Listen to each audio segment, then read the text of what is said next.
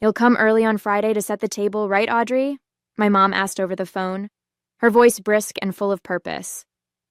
I pressed the phone tighter against my ear, momentarily stunned. Wait, what's happening Friday? The dinner party for Brian's promotion, she said, as though it should have been obvious. I frowned, switching the phone to my other ear. I wasn't invited. Well, of course not, she replied, her tone dismissive. It's mostly Brian's colleagues and friends. You wouldn't really fit in. Her words stung, but I kept my tone neutral. But you still want me to come and set the table. Exactly, she said, as though I'd just solved a puzzle. You're so good at these things, Audrey. You've always had an eye for detail, and don't worry about staying long. Just help set up and make sure everything's ready. We'll handle it from there. I closed my eyes, letting her words sink in. Once again, I wasn't good enough to be a guest, but I was indispensable when it came to doing the grunt work. My name is Audrey, and for my family, I'm not much more than a reliable extra. The one they call when they need someone to clean up a mess or make sure everything is picture perfect for Brian's endless parade of accomplishments. I've been overlooked and underestimated for years, but hearing my mom casually dismiss me like this, like I wasn't even worth pretending to include, still cut deep. That's fine, I said finally, my voice steady despite the anger simmering beneath the surface. What time do you want me there? 4 o'clock sharp, my mom said cheerfully. We'll need time to get the table set, the candles lit, and the appetizers plated. Oh, and could you bring some extra napkins? We might run out. Sure, I said, forcing a tight smile she couldn't see. Thanks, Audrey. You're such a lifesaver, she added before hanging up, not even waiting for me to say goodbye. I set my phone down and stared out the window of my small apartment, the frustration building with every passing second. I'd moved out years ago to escape this exact dynamic, but no amount of distance seemed to matter. As I sat there, my phone buzzed with a notification. A reservation app I hadn't used in months popped up with a suggestion. A table for one at my favorite restaurant this Friday night. My finger hovered over the screen, hesitating for only a moment before I tapped reserve. For once, they could manage without me. By Thursday afternoon, my phone was buzzing nonstop. Don't forget to pick up the extra napkins, one text from my mom read. Brian's boss is bringing his wife, so make sure the table settings are perfect, came another. Each message made me grip my phone tighter, my frustration growing by the second. They hadn't even bothered to ask if I wanted to help. They just assumed I'd show up like always, ready to work behind the scenes. But this time, I had other plans. Living in my own apartment was supposed to give me some space from their constant demands, and for the most part, it had. But when it came to family events, it didn't seem to matter where I lived or how many miles were between us. I was still dependable Audrey, the one they could always count on to do the things they didn't want to deal with. I sat on my couch, staring at the confirmation email for my Friday night reservation at my favorite restaurant. Part of me felt guilty for booking it. Was it wrong to leave them hanging when they clearly needed help? But then I thought about all the times I'd dropped everything for them, only to be dismissed, ignored, or outright excluded. This wasn't just about Friday night. It was about years of being overlooked. No, I thought, opening my phone to silence their endless messages. This time, they can figure it out on their own. On Friday morning, my mom called. Audrey, just a quick reminder to be here by 4, she said cheerfully. We're counting on you to make sure everything's ready before the guests arrive. I hesitated for a beat, then said, Don't worry, Mom, I'll take care of it. Oh, good, she said, clearly relieved. You always know how to make things perfect. I don't know what we'd do without you. Yeah, I replied softly. I know. As the day went on, I got ready. Not to help with their dinner party, but for my own night out. I put on my favorite dress, did my makeup, and grabbed my purse, feeling a strange mix of nerves and excitement.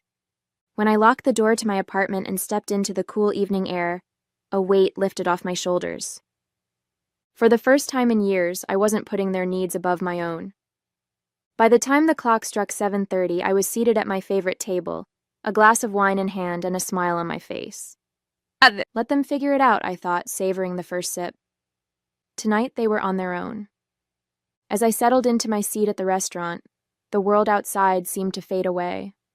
The soft hum of conversation, the clinking of glasses, and the warm glow of candlelight made me feel at ease in a way I hadn't experienced in years. The waiter approached with a menu, smiling warmly. "Good evening. Are you ready to order?" "Not just yet," I replied, "but I'll take a glass of your house red to start." He nodded and disappeared into the background, leaving me to savor the moment. Back at my parents' house, I could only imagine the chaos. My mom would probably be pacing around the kitchen, wondering why I wasn't there yet. My dad would try to calm her down with his usual, "She's just running late." And Brian? He'd probably assume I'd flaked out, because in his world, I was always the unreliable one. I thought about how they'd react when it finally dawned on them. I wasn't coming. The wine arrived, and I took a sip, letting the rich flavor linger on my tongue. As I glanced around the room, I noticed other diners, some laughing with friends, others enjoying quiet moments alone.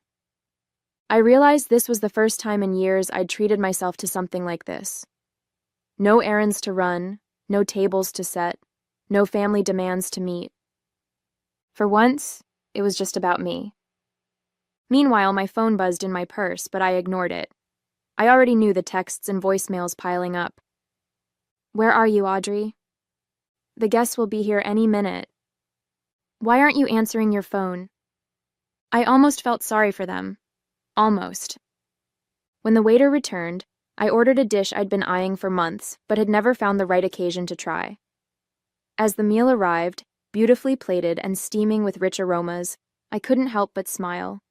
This was what freedom felt like, deciding what I wanted, when I wanted, without anyone else's expectations weighing me down. By the time dessert arrived, I was completely at ease. The tiramisu was decadent, the perfect end to a perfect evening. Let them scramble, I thought, savoring another bite. They'd figure it out eventually, and maybe, just maybe, they'd start to realize how much they'd taken me for granted. But for now, that wasn't my problem. Back at my parents' house, the scene was everything I'd imagined, and worse. "Where is she?" my mom demanded, pacing back and forth in the kitchen. Her voice had that sharp edge it always got when things weren't going according to plan. "She said she'd be here," my dad replied, his tone half reassuring, half uncertain. "Maybe she got held up." "Held up?" my mom snapped, throwing her hands in the air. "It's not like Audrey has anything else going on. She knew how important tonight was. How could she just disappear?" Brian strolled in, adjusting his tie with a smirk. "Honestly, I don't know why you keep relying on her. She's always been flaky." "Flaky?" my dad echoed, raising an eyebrow. "She's done everything for this family. She probably just forgot the time." "Forgot?" My mom's voice was shrill now. "She was supposed to be here an hour ago. The table's not set, the candles aren't lit, and the appetizers are still in the fridge. What am I supposed to tell our guests when they walk into this mess?" Brian shrugged, pulling out his phone. "Not my problem. Maybe next time don't put all your faith in someone who—" "Enough!" my dad barked, silencing him. Meanwhile, I was halfway through my dessert at the restaurant, blissfully unaware of the chaos. The tiramisu melted in my mouth as I took another bite, savoring the layers of espresso-soaked ladyfingers and mascarpone cream.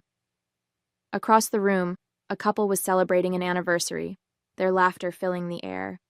It felt good to be here, surrounded by warmth and light, instead of at home where my efforts would have been overlooked and unappreciated. My phone buzzed again, but I didn't even glance at it. Tonight, their emergencies weren't mine to solve. Back at the house, the tension had reached its boiling point. My mom finally grabbed her phone and dialed my number, her hand trembling with frustration. The call went straight to voicemail. "She's ignoring me," she said, staring at the phone in disbelief. Brian snorted. "I told you, unreliable." My dad sighed, running a hand through his hair. "Enough, Brian. Let's just focus on getting things ready. Audrey's not here, so we'll figure it out ourselves." "That's easy for you to say," my mom muttered. "You're not the one who has to explain this disaster to our guests." The doorbell rang, And the first guests arrived, stepping into a house that was anything but ready. My mom plastered on a smile, but I could tell, even from miles away, that she was seething inside. I could imagine her glancing around the unfinished dining room, the unlit candles, and the untouched appetizers, silently cursing me for not being there. And for the first time, I didn't care. As the evening wore on, I took my time, relishing every moment at the restaurant. The server had just refilled my glass of wine when I decided to take a peek at my phone. The screen lit up with a flood of missed calls and text messages. "Where are you? Guests are arriving. Everything's falling apart. We need you now." "You're being so selfish, Audrey." I smirked, setting my phone back down without responding. For years, I'd dropped everything to help them. Tonight, they could manage without me. Back at the house, the dinner party had devolved into barely contained chaos. The dining room table was set, but it lacked the polished touch my mom had been counting on. The silverware was mismatched, the tablecloth was creased, and the candles sat unlit in their holders. "Why aren't the appetizers out yet?" my mom hissed at my dad, who was frantically trying to open a bottle of wine. "I'm doing the best I can," he snapped, the corkscrew slipping in his hand. "You said you'd handle the appetizers." "I said Audrey would handle it," my mom retorted, her voice sharp. "But she's not here, is she?" Brian, seated at the head of the table with a drink in hand, rolled his eyes. "Just calm down. No one's going to care about the tablecloth or whatever. Can we just start eating?" "Brian, this is your dinner party," my mom said, her face flushing with frustration. "You could at least pretend to care about the details." "Maybe you should have invited someone who actually knows how to throw a party," one of Brian's friends muttered under his breath, loud enough for my mom to hear. Her eyes widened, and for a moment she looked like she might explode.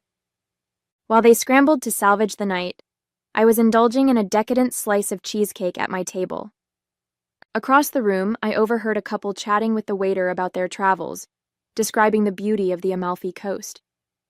The conversation sparked something in me, a longing to experience more of life beyond the narrow box my family had kept me in. I made a mental note to add travel to my list of priorities, along with continuing to prioritize my happiness. As the dinner dragged on, my phone buzzed one last time. This time, it was a text from my dad.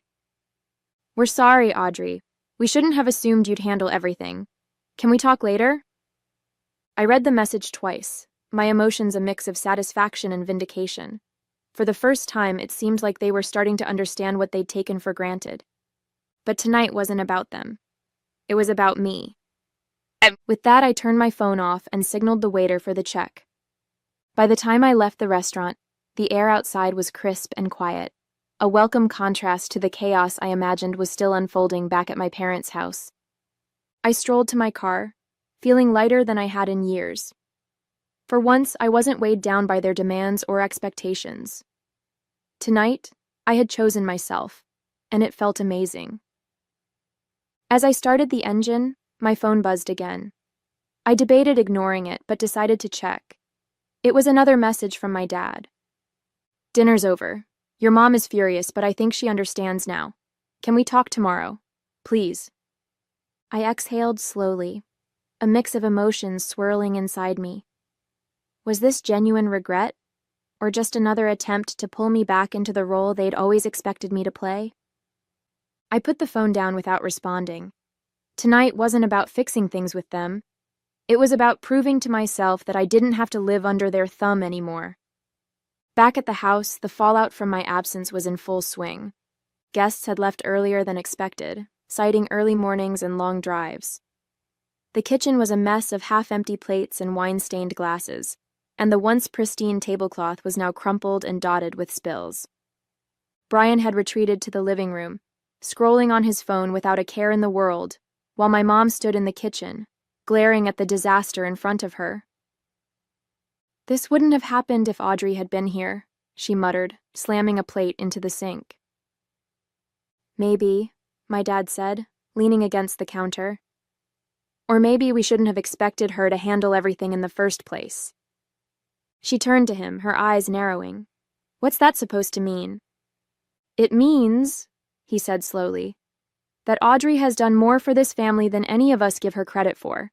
And maybe it's time we start appreciating her instead of taking her for granted." My mom opened her mouth to argue but paused, her expression softening just slightly. By the time I got home, the messages had stopped. I slipped off my shoes, poured myself a glass of water, and sank into the couch, feeling a deep sense of calm. The night hadn't been perfect. It wasn't like one dinner would change years of being overlooked. But it was a step. For the first time, I had set a boundary, and it felt like the start of something better. As I turned out the lights and headed to bed, I thought about my dad's last message. Maybe I'd call him tomorrow, but tonight I was content to let them sit with the realization of what life was like without me holding it all together. Let them figure it out for once.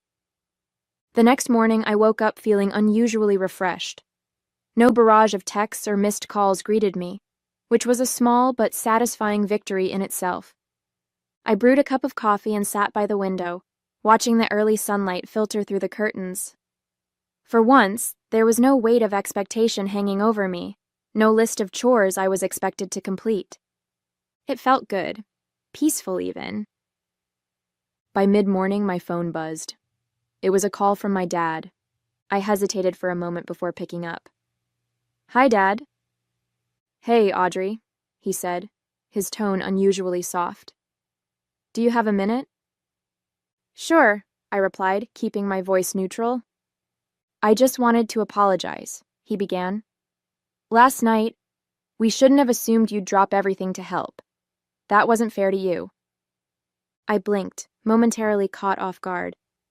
My dad wasn't usually one to admit fault, especially when it came to family dynamics. "It's okay, Dad," I said, though my voice wavered slightly. "I've just been feeling invisible lately, like I'm only valued for what I can do for everyone else." "I know," he said, sighing heavily. "Your mom and I talked about it after the guests left.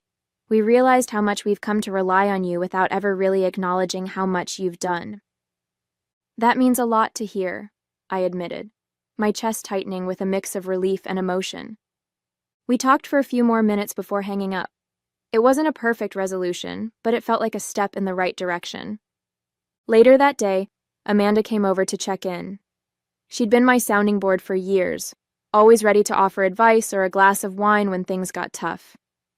"So," she said, plopping onto my couch with her usual dramatic flair. "How'd it go? Did the dinner party collapse without you?" "Pretty much," I said with a smirk. But the real surprise? My dad actually apologized. Her eyes widened. "Seriously? That's unexpected." "Tell me about it," I said, shaking my head. "I think they finally realized how much they've taken me for granted." "Well, it's about time," Amanda said, raising an imaginary glass in a toast. "To Audrey, the unsung hero." As the day went on, I found myself thinking more about my dad's apology. It wasn't everything, but it was a start.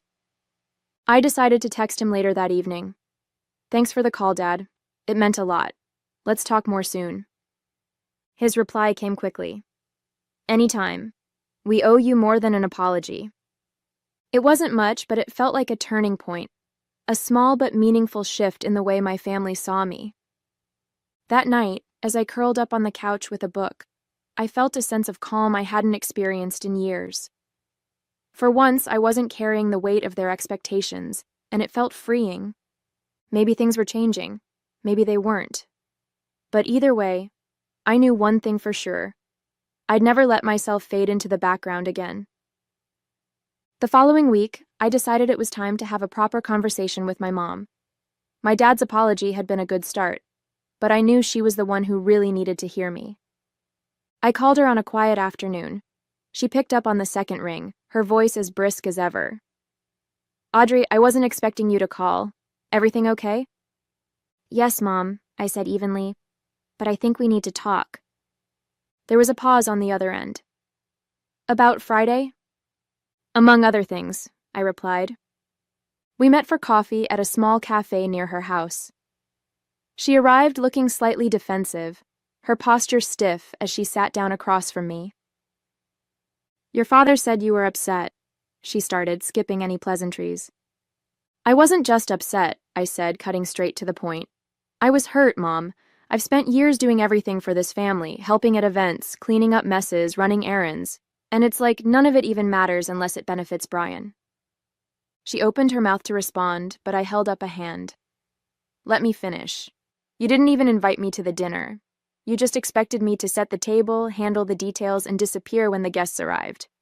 Do you have any idea how that feels? Her expression softened, and she let out a heavy sigh. Audrey, it wasn't intentional.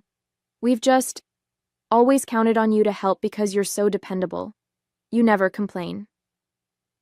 That's the problem, I said.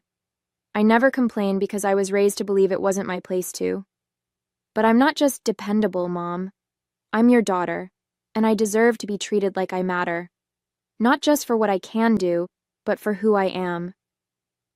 She looked down at her coffee, stirring it absent-mindedly. You're right, she said finally. We've been unfair to you. I didn't realize how much we were asking of you without giving anything back. I nodded, feeling a weight lift off my chest. I'm not saying I won't help when it's needed, but I'm done being taken for granted. From now on, I'm setting boundaries. The conversation ended on a surprisingly positive note. My mom apologized sincerely, and though I knew change wouldn't happen overnight, I felt a flicker of hope. Over the next few weeks, things started to shift. My parents began including me in more decisions, asking for my input instead of assuming I'd handle everything. Brian, predictably, stayed indifferent, but I didn't need his validation to know my worth. One Saturday, I stopped by the house for dinner, an actual invitation this time. My mom greeted me warmly, and I noticed immediately that the table was already set. Don't worry, she said with a small smile.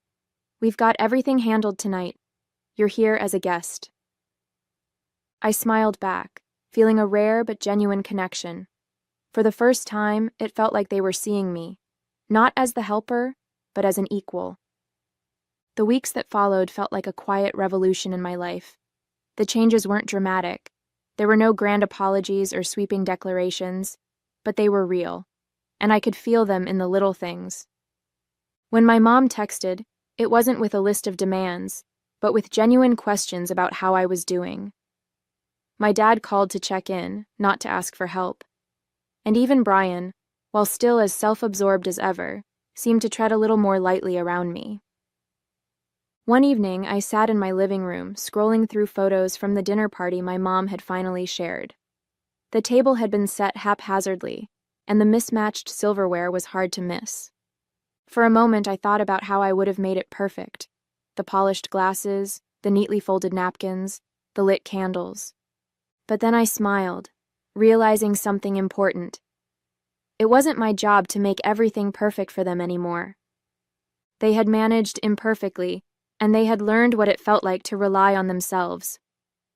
Amanda came over a few days later, armed with takeout and her usual dramatic flair. So how's life as a boundary-setting queen? She asked, digging into a carton of noodles. Surprisingly good, I said with a laugh. It's weird, though. Now that I'm not constantly running around for them, I have so much more time for myself. Imagine that, she teased, raising an eyebrow. What are you going to do with all this newfound freedom? I've been thinking about it, I said, leaning back on the couch. Maybe I'll take that trip I've always talked about. Greece, Italy, somewhere warm and far away. Amanda grinned. Now that's the Audrey I want to see. Later that night, as I cleaned up the empty takeout containers, I felt a sense of calm I hadn't experienced in years. The version of me who would have bent over backward to make everyone else happy was gone. This new version, the one who knew how to say no, how to prioritize herself, was here to stay. And it felt good. A few weeks later, I got another text from my mom. We're planning a family gathering next month. Would you like to come as a guest? I read the message twice, surprised by the wording. There was no assumption, no expectation, just an invitation. I thought about it for a moment before replying, I'd love to. Thanks for asking. When the day of the gathering arrived, I walked into my parents' house feeling lighter than I ever had before. My mom greeted me warmly at the door, giving me a hug that felt sincere. "Everything's ready," she said with a smile. "Come in and relax. We're so glad you could make it." The dining table was set, not perfectly, but well enough, and the smell of roasted chicken filled the air. My dad was in the kitchen pulling appetizers out of the oven, while Brian lounged on the couch, chatting with some of the other guests. For once, I wasn't rushing around behind the scenes, trying to make everything flawless. As the evening went on, I found myself enjoying the gathering in a way I hadn't before. I laughed with my dad over a silly story from my childhood, shared a glass of wine with my mom, and even exchanged a few cordial words with Brian. It wasn't perfect, but it didn't need to be. Later that night, as I helped my mom bring out dessert, she gave me a grateful smile. "I'm really glad you came tonight," she said softly. "It's nice having you here, just as you are." The words caught me off guard, but I could tell she meant them. "Thanks, Mom," I said, feeling a warmth I hadn't felt in years. When I left the house that evening, the air was cool and quiet. As I drove back to my apartment, I reflected on how much had changed. My family wasn't perfect, and they probably never would be. But they were trying, and for the first time, I felt like they truly saw me. Not just as someone they could rely on, but as a person with her own needs and boundaries. And for the first time, I felt like I could see myself clearly too. Back at home, I curled up on the couch with a book, feeling a deep sense of contentment. The version of me who had walked out of their dinner party weeks ago was still here, stronger, more confident, and finally free to live life on her own terms. This was just the beginning.